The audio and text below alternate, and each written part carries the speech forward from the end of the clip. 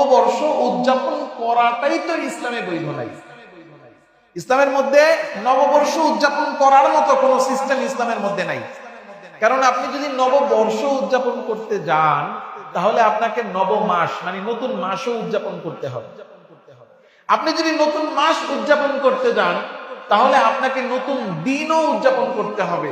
কারণ প্রত্যেকটা দিনই তো নতুন। কি প্রত্যেকটা দিন কি নতুন না পুরান? বলেন, আজকের এই জুমার দিনটা তো চলে যাচ্ছে, এই দিনটাকে কিয়ামত পর্যন্ত আর কেউ ফিরাতে পারবে? সম্ভব?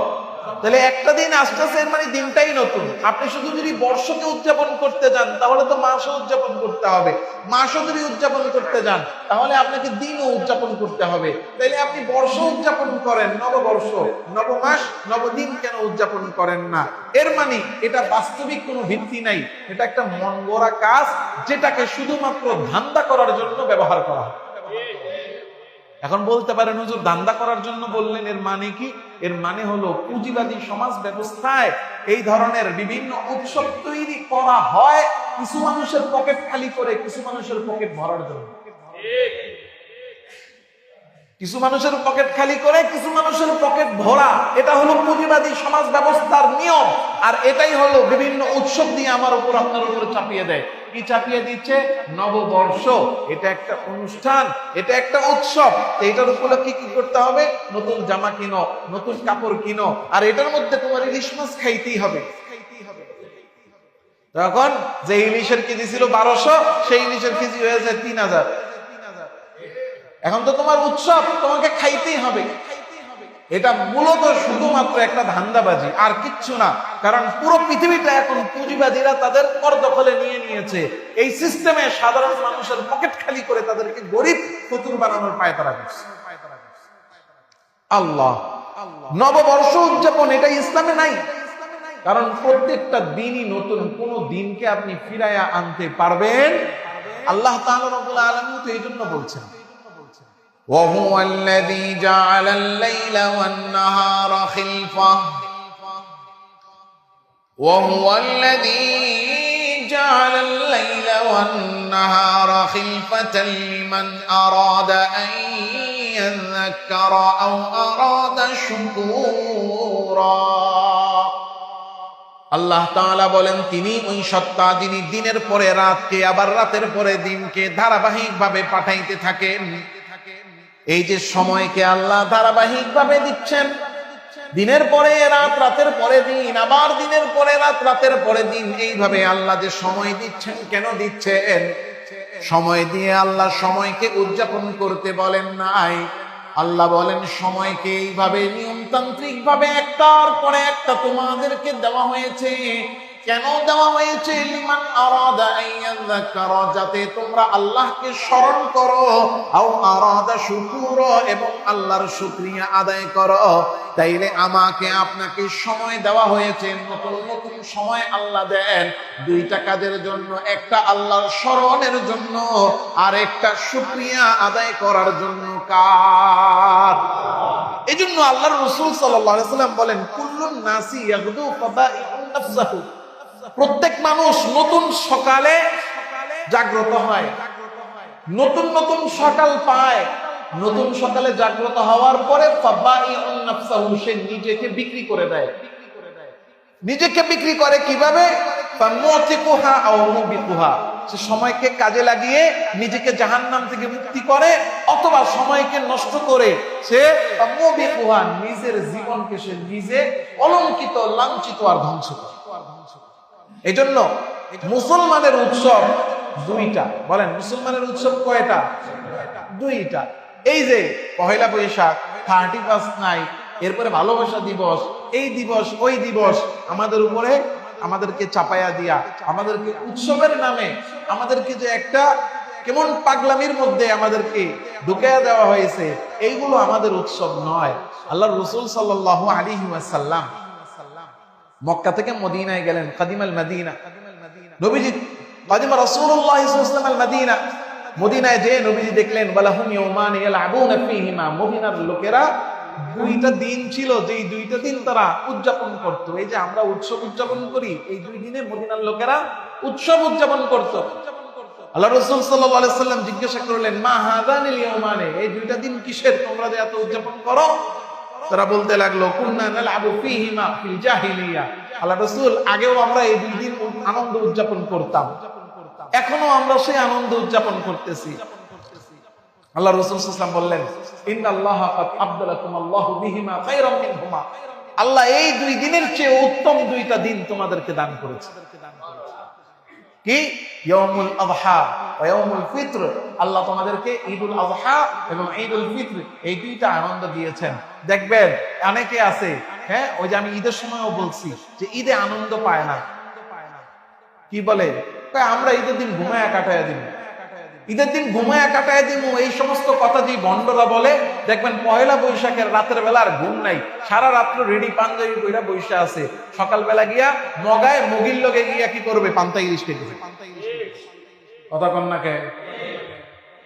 ভাই, তোর না মনের মধ্যে আনন্দ নেই, উৎসবের আমেজ নেই, তাহলে তুই পয়লা বৈশাখে এত নাচানাচি করিস কেন? কারণ শয়তান তাকে পেয়ে বসেছে, যেটা তার জন্য আল্লাহ তাআলা বৈধ করেছে এটা তার কাছে ভালো লাগে না। যেটার মধ্যে হারাম আছে, নাপাকি আছে, অশ্লীলতা আছে, ব্যভিচার আছে, অপরাধ আছে, সেইটা তার কাছে ভালো লাগে। এর মানে শয়তান তার অন্তরের মধ্যে বক্রতা তৈরি করেছে। এজন্য মুসলমানের উৎসব হলো দুইটা। পয়লা বৈশাখ এর নামে আমাদেরকে যেই সংস্কৃতি না, বরং যেই অপসংস্কৃতিতে আমাদেরকে ঢোকানো হয়েছে, এটা মুসলমানদের কাজ নয়, মুসলমানদের সংস্কৃতি নয়, মুসলমানের উৎসব নয়। এখন প্রশ্ন করতে পারেন, হুজুর, আমরা একটা পয়লা বৈশাখ বা একটা বছরের শুরুর দিন আমরা যদি একটা আনন্দ উৎসব করি, তাহলে সমস্যাটা কি? এই প্রশ্ন করতে পারেন কিনা? কি আছে না এই প্রশ্ন করার মতো লোক? বের হয়ে কি বলছে, আমরা করি একটু আনন্দ পয়লা বৈশাখ, হুজুর খায়া দেয়া কাম নাই, আমরা যা করি এটারই বিরোধিতা হচ্ছে। কি আছে না নাই? পয়লা বৈশাখ উদযাপন করলে হুজুর সমস্যাটা কি? সমস্যা কি সেটা এবার বলি, শুনেন। সমস্যা এক নাম্বার হলো যে পয়লা বৈশাখ এমন এক উৎসব, তারা আমাদেরকে এমন একটা অপসংস্কৃতি আর অপকালচারের মধ্যে ঢুকিয়েছে, যেটার দ্বারা এক নাম্বার অপরাধ যেটা হয় সেটা হলো পয়লা বৈশাখে নারী পুরুষের অবাধ মেলামেশা, অর্থাৎ বেপর্দা, বেহায়াপনা, বেলেল্লাপনা, অশ্লীলতার ছড়াছড়ি। আল্লাহ, অথচ আল্লাহ তাআলা রাব্বুল আলামিন পুরুষদেরকেও বলেছেন, নারীদেরকেও বলেছেন। অনেকেই বলে হুজুররা খালি মহিলা করে ওয়াজ করে। হুজুররা খালি কি করে? মহিলা করে ওয়াজ করে। বিশেষ করে দেখবেন নারীবাদীরা আছে না, নারীবাদীরা হুজুরদের উপরে খুব খেপা, সুশীলরা হুজুরদের উপরে খুব খেপা। দেখবেন পত্রিকাগুলোতে, টিভিতে যত নিউজ করে যে নারীর অসম্মান কারা করে, নারীর অসম্মান খালি হুজুররা করে। কথা বলেন কি?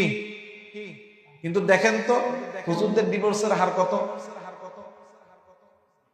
আর এই নারীবাদীদের সংসারের অবস্থা কি?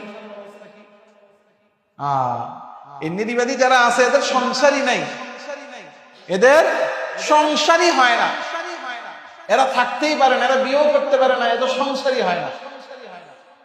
আল্লাহ। আর সুশীল নামের যে সমস্ত যে পুরুষ আছে, পুরুষ নারীবাদী, দেখবেন এদের অবস্থাও সেম, এদের সংসার টিকে না। সফল পুরুষ, সফল নারী বলে যাদেরকে আখ্যায়িত তারা করে, সাহসী নারী, এই সমস্ত সাহসী নারী যারা আছে তাদের ভাষ্য মতে সাহসী নারী, সফল নারী, তাদের জীবনে একটা সংসার হয় না, বিয়ে একটা না, বিয়ে করে 14টা। কথা কয় না? অনেকে দুষ্টামি করে বলে যে অমুকে ভোটে দাঁড়াইছে, যে কয়টা ভোট পাইছে তার চেয়ে অমুক নায়িকার জামাইয়ের সংখ্যা বেশি। আমার কথাটা শুনতে একটু খারাপ লাগলেও মানুষ তাদের চরিত্র, যাদেরকে সফল নারী হিসেবে পেশ করে, তাদের চরিত্রের অবস্থাটা এমন যে মানুষ তাদেরকে নিয়ে এমন মন্তব্য করে। আল্লাহ, সফলতার মাপকাঠি দুনিয়াতে গ্ল্যামারাস হওয়া নয়, সফলতার মাপকাঠি আল্লাহ তাআলার কাছে প্রিয় হওয়া। আল্লাহ তাআলা রাব্বুল আলামিন এই জন্য পয়লা বৈশাখ কেন পালন করতে পারবো না, উদযাপন করতে পারবো না? এক নাম্বার কারণ, এটাকে এমন ভাবে ডিজাইন করা হয়েছে যে এটার মধ্যে অশ্লীলতা ভরপুর, নারী পুরুষ একত্রে। দেখেন, যেই মেয়েটা 3 পিস পরে, সালোয়ার কামিজ পরে, তার শরীরের অধিকাংশ অঙ্গ প্রত্যঙ্গ ঢাকা থাকে, মানে পর্দা করে না, সে বোরকাও পরে না, হিজাবও করে না, সে পর্দা মেনটেন করে না, কিন্তু ঘরে সারা বছর স্বাভাবিক সময় সেলাওয়ার আর কামিজ পরে, তার শরীরের কতটুকু অংশ দেখা যায়? হাতে হয়তো বা দেখা গেছে শুধু হাতটা দেখা যাচ্ছে, শুধু চেহারাটুকু আর চুলটুকু দেখা যাচ্ছে। কিন্তু এই পহেলা বৈশাখ উদযাপন করতে গেলে সে শাড়ি পরতেছে, ব্লাউজ পরতেছে, ছায়া পেটিকেট পরতেছে। কি হচ্ছে? যে সাধারণ সময়ে যতটুকু তার শরীরের অংশ বের হয়ে থাকে, এই শাড়ি পরার কারণে শরীরের আর এর চেয়ে অনেক আবেদনময়ী সংবেদনশীল জায়গাগুলো উন্মুক্ত হয়ে যায়। এখন বলতে পারেন হুজুর সে তো এমনিও পর্দা করতো না। হ্যাঁ, পর্দা করতো না, কিন্তু বেপর্দার পরিমাণ যা ছিল তার চেয়ে পয়লা বৈশাখ উপলক্ষে কমলো না বাড়লো? এখন আমি ভালো করতে না পারি, কিন্তু মন্দ আমাকে বাড়াতে হবে না কমাতে হবে? হ্যাঁ, এই জন্য ১ নাম্বার বেপর্দার ছড়াছড়ি। ব্যাখ্যা আর আমি বেশি গেলাম না, কারণ গতকালকেও দেখতেছিলাম ২০১৫ সালের ঘটনা, সম্ভবত 15 সালের ঘটনা। গতকালকেও পত্রিকা দেখতেছিলাম, নেটে সার্চ দিবেন টিএসসি তে। আহা, হ্যাঁ, বাংলাদেশের সবচেয়ে গুরুত্বপূর্ণ জায়গা ঢাকা বিশ্ববিদ্যালয়ের টিএসসি, সবচেয়ে বড় বড় শিক্ষিতদের অঞ্চল। সেই টিএসসির মধ্যে কিছু ছেলে, কিছু যুবক বিশৃঙ্খল দল বেঁধে নারীদের শ্লীলতাহানি করেছে। কিভাবে? 10 জন গেছে, গিয়ে হুট করে তারা এমন ভাবে একটা নারীকে তাদের ভিতরে ঢুকে এনেছে, কারণ ওখানে তো এমন ভিড়, ধাক্কা ধাক্কি, কে কোথায় গেল, কার সামনে কে কার পিছনে কে, এত দেখার খবর নাই। বাস 10 জন 12 জন 15 জন মিলে কি করতেছে? ঘিরে ধরতেছে, ঘিরে এরপরে এখানে ভিতরে যা মন চায়, যেমনি মন চায় নারীদের শ্লীলতাহানি করছে। এইটা করতে পারলো কিসের কারণে?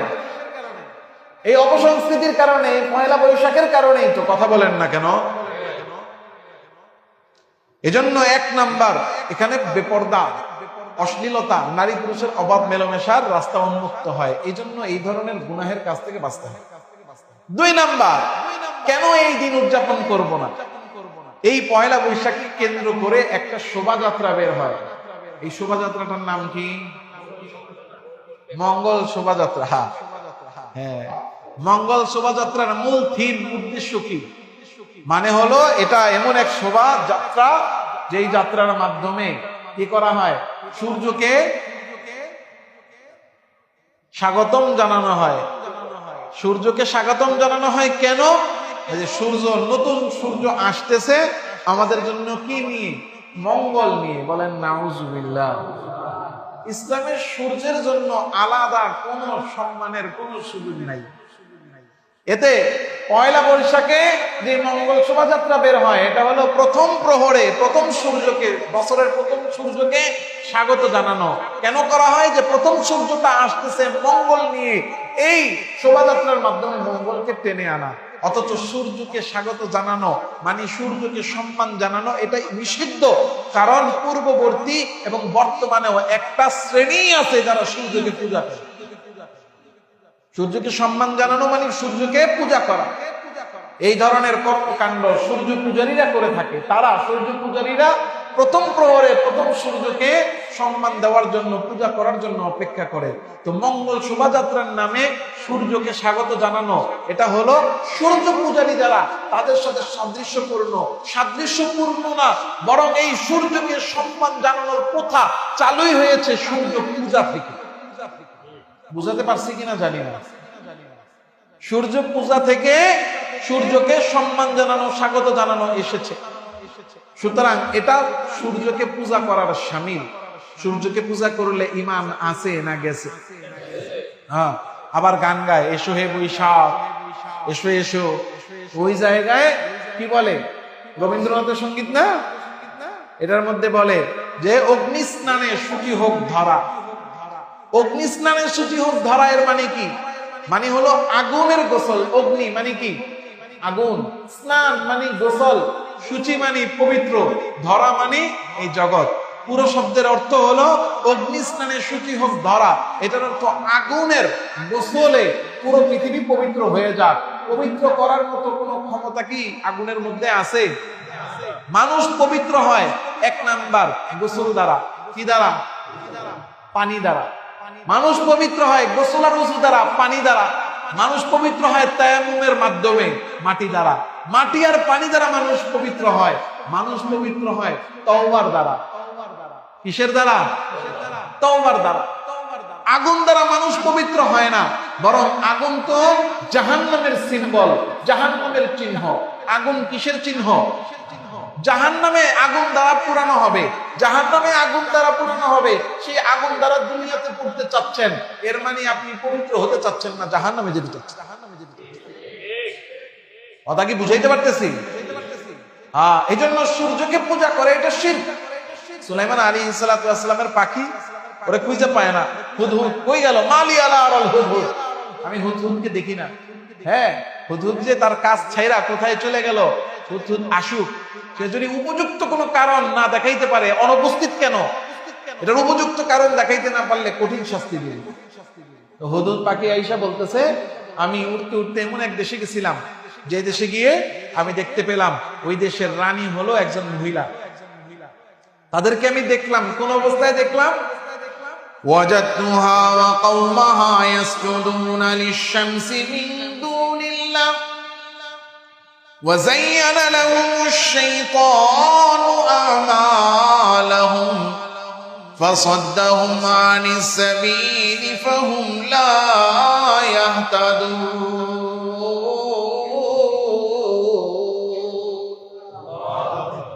হুদহুদ পাখি বলতেছে, আমি ওই রানী বিলকিসকে এবং তার কওমকে দেখলাম, তারা সূর্যকে পূজা করে। আর এই সূর্যরে পূজা করা শয়তান তাদের জন্য এত আলোক সজ্জিত করে দিয়েছে, এত বেশি আকর্ষিত করে দিয়েছে, তারা যে আল্লাহর পথ থেকে দূরে সরে গিয়েছে এইটাও তারা বুঝতে পারছে না। ঠিক তেমন ভাবে যারা মঙ্গল শোভাযাত্রায় মঙ্গল কামনায় সূর্যের পূজায় যারা বের হয়ে গেছে, এই কাজটা তাদের কাছেও এত বেশি সুসজ্জিত আর লোভনীয় মনে হয়, এইটা যে শিরিক এইটা বোঝার মতো অবস্থাও তাদের মধ্যে আর বাকি নাই। এজন্য এই মঙ্গল শোভাযাত্রার এক নাম্বার ক্ষতি হলো যে এটার মধ্যে যে সূর্যের প্রতি সম্মান প্রদর্শন করা হয়, এটা মূলত সূর্য পূজার শামিল। এর দ্বারা ঈমান থাকে না চলে যায়?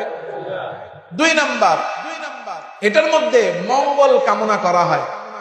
কি কামনা করা হয়? মঙ্গল কামনার জন্য কি নেওয়া হয়?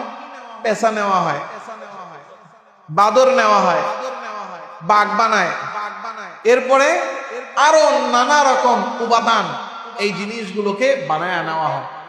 কেন? এগুলোর মাধ্যমে কল্যাণ আসবে। দেখেন, প্রথম থিম হলো যে এগুলাতে চুইরা পেঁচায় চড়ে, এরপরে বিভিন্ন জিনিসে চড়ে কল্যাণ আসবে। এটা কাদের বিশ্বাস? আপনারা তো ভালোই জানেন, মাশাআল্লাহ। তাদের বিশ্বাস যে তারা বাহন নিয়ে যাচ্ছে, তাদের মা, তাদের দেব, তাদের দেবী ওই বাহনে করে এসে কল্যাণ দিয়ে যাবে। কন্যা নাউজুবিল্লাহ। এই কারণে এই সমস্ত অনুষ্ঠানে যে অনেক মুসলিম শাসক, মানে মুসলিম নেতা নেত্রীরাও এই ধরনের এই ঈমান বিধ্বংসী শিরকি কথাবার্তা তারাও বলে। কি বলে না? যে কালিমা এবার চলে আসবে, নাউজুবিল্লাহ। দুর্গা মা এবার চলে আসবে, নাউজুবিল্লাহ। এই হলো মঙ্গল শোভাযাত্রার মধ্যে দ্বিতীয় শিরকের বড় উপাদান। তৃতীয় কথা হলো, যারা মঙ্গল কামনার জন্য এই ভূত, পেঁচা, পেতনি, বাঘ, বানর, ভাল্লুক এগুলো নিয়ে যারা বের হচ্ছে, তাদের বিশ্বাস এটার মাধ্যমে তারা কল্যাণ আনবে। বলেন, কল্যাণের মালিক কি এই সমস্ত জিনিস? কল্যাণের মালিক কে? অকল্যাণেরও মালিক কে?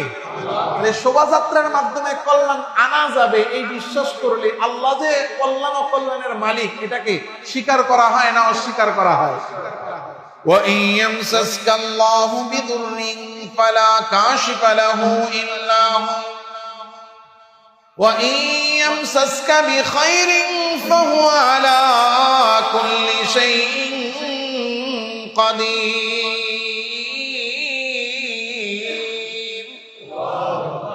আল্লাহ বলেন, ওয়া ইয়ামসাসকাল্লাহু বিদুর, আল্লাহ যদি কারো অকল্যাণ করতে চায়, ফালা কাশফা লাহু, এই অকল্যাণ দূর করার ক্ষমতা কারো। ওয়া ইয়ামসাসকা বিখাইরিন, আল্লাহ যদি কাউরে কল্যাণ দিতে চায়, ফালা রাদ্দা লিফাদলি, আল্লাহর রহমকে দূরে সরাইয়া দিবে এই ক্ষমতাও কারো। তাহলে এই পুরো মঙ্গল শোভাযাত্রার প্রক্রিয়াটা শুরু থেকে শেষ পর্যন্ত আকীদাগতভাবে, বিশ্বাসগতভাবে ঈমানের পক্ষে না শিরকের পক্ষে? এই শিরিকের মধ্যে যদি কোনো মুসলমান ঢোকে তার ঈমান থাকবে না যাবে? হ্যাঁ। তাহলে 1 নাম্বার নারী পুরুষের অবাধ মেলামেশা, 2 নাম্বার মঙ্গল শোভাযাত্রার নামে শিরিকের ছড়াছড়ি, 3 নাম্বার সংস্কৃতি চর্চার নামে হারাম নাচ গানের ব্যবস্থা। কি রমনা বটমূলে আসেনি? হয়নি? এতগুলা বড় বড় হারমোনিয়াম নিয়ে বৈশা যায়, এসো বৈশাখ এসো এসো হে নাউজুবিল্লাহ। এরপরে নাচ গানের আসর তো আছে, আল্লাহ মাফ করুন। তাহলে এখানে যা সংস্কৃতি চর্চার নামে যা হচ্ছে সম্পূর্ণ হারাম উপাদানে ভর্তি।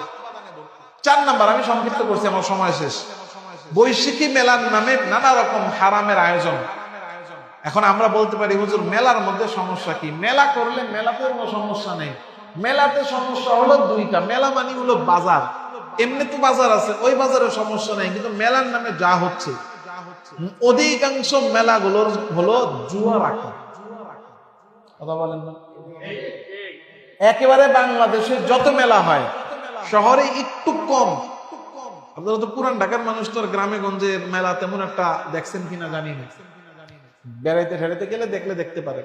ঢাকার মেলায় তুলনামূলক কম, কিন্তু গ্রাম্য মেলাগুলোতে প্রত্যেকটা গ্রাম্য মেলা হলো জুয়ার আখড়া। গ্রামের মেলায় গেলে শুধুমাত্র জুয়া জুয়া আর জুয়া। মেলার নামে হারামের আয়োজন, এক মহা ধুমধামের সাথে হারামের আয়োজন চলতে থাকে, আর মেলার মধ্যে মাদকেরও ছড়াছড়ি থাকে। আল্লাহ। 5 নাম্বার সংক্ষেপ করতেছি। 5 নাম্বার হলো এই নববর্ষ উপলক্ষে উল্কা আঁকা হয়, ট্যাটু আঁকা হয়। ট্যাটু ইসলামে হালাল না হারাম? সবই তো আপনারা জানেন। আল্লাহ। 6 নাম্বার এই নববর্ষ উদযাপনের জন্য নানা রকম মুখোশ করা হয়। এগুলো মূর্তির শামিল, এক একজন এক একটা মূর্তি পরে থাকে, এক একটা কি বলে মুখোশ পরে, নানা রকম এই মুখোশগুলো পরে, এগুলো মূর্তির শামিল। সর্বশেষ একটা বিজাতীয় সংস্কৃতি, শিরিকে ভরপুর একটা কর্মকাণ্ডকে ইসলাম বলে, সার্বজনীন বলে সবার মধ্যে প্রচার করে মুসলমানদের ঈমান এটার দ্বারা নষ্ট করা হয়। দেখেন, কেউ মঙ্গল শোভাযাত্রায় যাচ্ছে, ধরেন আপনি এটাকে শুধু বাঙালি সংস্কৃতি মনে করে যাচ্ছেন, কিন্তু যে অন্য ধর্মের সে তো বের হচ্ছে এই নিয়তেই যে আমরা আজকে সূর্যের কাছ থেকে আমরা কি আনবো, এই পিঠে সরাইয়া মা দেবীর আইনা আমরা মঙ্গল নিয়ে আসবো। আপনি যাচ্ছেন না এই বিশ্বাসে, আপনি যাচ্ছেন না, আপনি শুধু উৎসব উদযাপনের জন্য যাচ্ছেন, কিন্তু সে তো যাচ্ছে কিসের উদ্দেশ্যে? মঙ্গল আনার উদ্দেশ্যে। এখন ইমাম সাহেব সামনে দাঁড়াইছে আল্লাহু আকবার বলে জোহরের নামাজ পড়ার জন্য 4 রাকাত, আর আপনি ইমাম সাহেবের ইক্তেদায় দাঁড়ালেন আল্লাহু আকবার বলে, কিন্তু নিয়ত করছেন যে আমি 4 রাকাত সুন্নত করব। বলেন আপনার সুন্নত হবে না ফরজ হবে? আরে কোনটাই হবে না, কোনটাই হবে না। হ্যাঁ, ঈমান খলত মলত হয়ে নষ্ট। এই জন্য আর একটা কথা সর্বশেষ, সারা বছর গরম ভাত ছাড়া ভাত খাইলে হজম হয় না, আর খালি মহিলা বৈশা খাইলে পান্তা ভাতের কথা মনে পড়ে। এটা মূলত পান্তা ভাত খায় না, এটা গরিবের সাথে উপহাস করে। এই জন্য এই ধরনের উৎসব তো আমরা সবাই একেবারে ধুমধামে উদযাপন করব, তাই তো? তাহলে বর্জন করব, পারবো ইনশাআল্লাহ? কোন